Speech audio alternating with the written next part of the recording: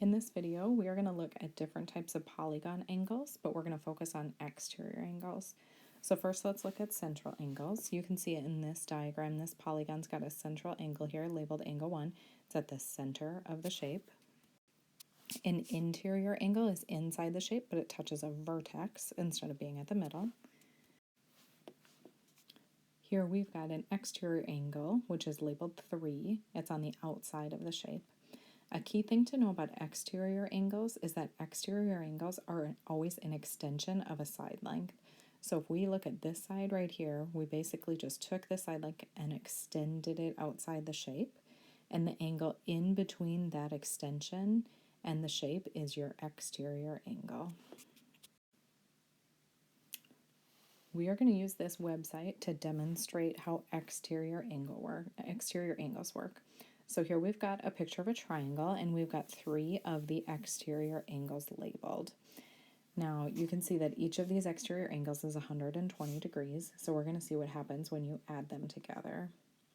If you look at this, if we try to put all of those exterior angles together, you can see that they form a circle, and circles always add up to be 360 degrees.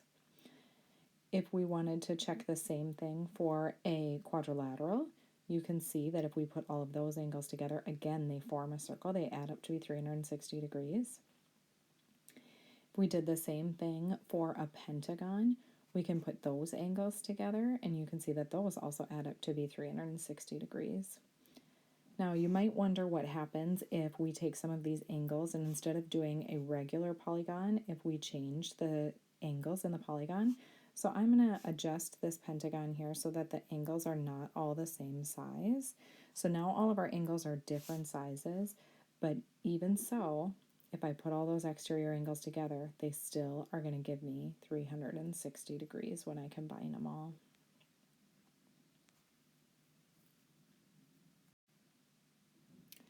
So the key idea is that exterior angles add up to be 360 degrees, and that's true whether you have a regular polygon or if it's not a regular polygon.